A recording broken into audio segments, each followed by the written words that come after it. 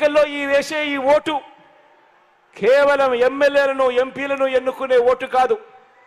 ఈ ఓటుతో మన తలరాతలు మనమే రాసుకునే ఓటు ఇది. అందుకే ప్రతి ఒక్కరిని అడుగుతా ఉన్నా, ప్రతి ఒక్కరూ కూడా చివరకు మనకు ఓటు వేయని వారందరినీ కూడా అడుగుతా ఉన్నాను. గత ఎన్నికల్లో ఓటు వేయని వారిని కూడా అడుగుతా ఉన్నాను. ప్రతి ఒక్కరూ కూడా మీరు మీ కుటుంబానికి మీ కుటుంబానికి ఎవరి పాలనలో మంచి జరిగింది అన్నది ఆలోచన చేయమని కోరుతా ఉన్నా. ఓటు వేసే ముందు ఆలోచన చేయమని అడుగుతా ఉన్నా. రైతులుగా, వృత్తుల వారిగా, సామాజిక వర్గాల వారిగా అందరూ కూడా ఆలోచన చేయండి. ఇంటికి వెళ్ళి మీ ఇల్లాలితో ఆలోచన చేయండి. ఇంటికి వెళ్ళి మీ పిల్లలతో ఆలోచన చేయండి. ఇంటికి వెళ్ళి మీ ఇంట్లో ఉన్న మీ అవ్వ తాతలతో కూర్చొని ఆలోచన చేయండి. అందరూ కూడా ఆలోచన చేయండి.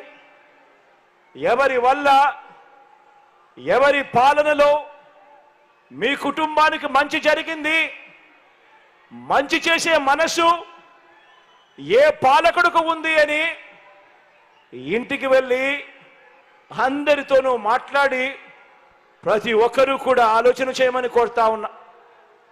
ఆలోచన చేసి సరైన నిర్ణయం తీసుకోండి అని చెప్పి ఈరోజు ఈ సభ ద్వారా రాష్ట్ర ప్రజలందరినీ కూడా ఈరోజు కోరుతా ఉన్నా. ఎందుకనంటే ఈ ఎన్నికలతో మీ కుటుంబాల భవిష్యత్ అన్నది నిర్ణయం అవుతుంది అన్నది ప్రతి ఒక్కరూ గుర్తుపెట్టుకోమని కోరుతా ఉన్నా. ఈ ఎన్నికలు మంచి చేసిన మనకు ఓ జైత్ర యాత్ర అయితే, మోసాల బాబు పార్టీకి ఈ ఎన్నికలు చివరి ఎన్నికలు కావాలి అని చెప్పి ఇక్కడ నుంచి పిలుపునిస్తా ఉన్నాను. మీరే గమనించండి, మీరే గమనించండి. మీరు నమ్మి అధికారం నాకు ఇచ్చినందుకు మీ జగన్ ఈ 5 ఏళ్లలో 77 ఏళ్ల స్వతంత్ర భారతదేశంలో ఏ ఒక్క ప్రభుత్వం కూడా తీసుకురాని ఎన్ని మంచి మార్పుల్ని తీసుకువచ్చాడో మీకే కనిపిస్తా ఉంది. మీ కళ్ళ ఎదుటే కనిపిస్తా ఉంది, మీ గ్రామాల్లోనే కనిపిస్తా ఉంది, ఇంటి బయటే కనిపిస్తా ఉంది. మచ్చుకు అందులో కొన్ని మార్పుల్ని మీ ముందు ఈరోజు ఉంచుతా ఉన్నాను.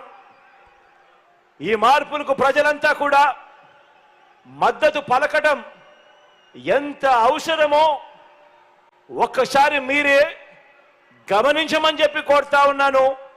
మీరే చెప్పండి అని కూడా కోరుతా ఉన్నాను. ముందుగా గ్రామం ఎలా మారిందో ఈ 58 నెలల కాలంలోనే ఎప్పుడూ కూడా చూడని విధంగా ఈరోజు గ్రామంలోకి మీరు అడుగుపెట్టిన వెంటనే మీ గ్రామంలో విలేజ్ సెక్రటేరియట్, వార్డు అయితే వార్డు సెక్రటేరియట్, ఈ విలేజ్ సెక్రటేరియట్, ఈ వార్డు సెక్రటేరియట్ అంటే మీ జగన్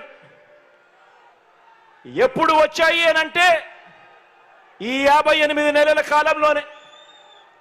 అందులో 10 మంది మన పిల్లలు, మన చెల్లెమ్మలు, మన తమ్ముళ్ళు మన కొరకు అక్కడే మన గ్రామంలోనే ఉద్యోగాలు చేస్తూ అక్కడే కనిపిస్తారు. ఎవరు తెచ్చారు అని అంటే మీ జగన్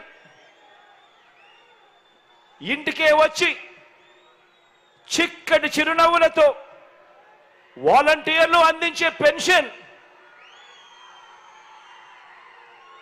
1వ తేదీన సూర్యోదయానికంటే ముందే సెలవు దినమైన ఆదివారమైనా కూడా అవ్వ తాతల ముఖంలో చిరునవ్వును చూడాలని ఆరాటపడుతూ మన వల్లగా మనవడుగా ఇంటికే వచ్చి చిక్కటి చిరునవ్వులతో వాలంటీర్లను అందించే పెన్షన్ అంటే జరిగింది చేసినది మీ జగన్ ఈ 58 నెలల్లోనే.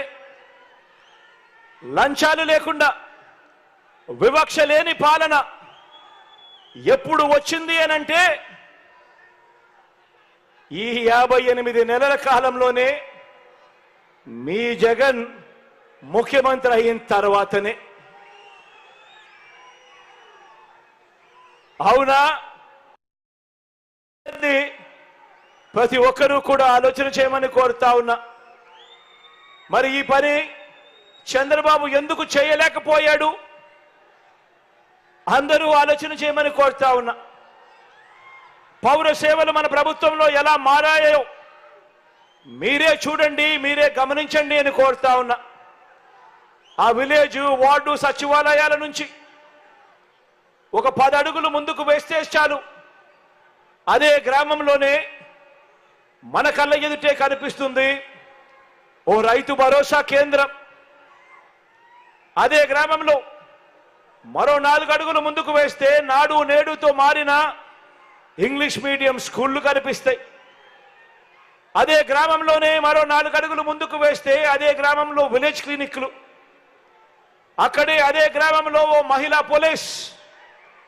ఇవన్నీ నెలకొల్పింది ఎవరు అనంటే మీ జగన్. జరిగింది ఎప్పుడు అనంటే ఈ 58 నెలల పాలనలోనే. పౌర సేవల్లో ఏది కావాలన్నా అంటే బర్త్ సర్టిఫికేట్ కావచ్చు, పెన్షన్ కావచ్చు, రేషన్ కావచ్చు, ప్రభుత్వ పథకాలు కావచ్చు, ఇంటింటికి వెళ్ళి తలుపు తట్టి అందిస్తా ఉన్న పాలన ఎప్పుడు వచ్చింది అనంటే అది ఈ 58 నెలల కాలంలోనే మీ బిడ్డ ముఖ్యమంత్రి స్థానంలో కూర్చున్న తర్వాతనే.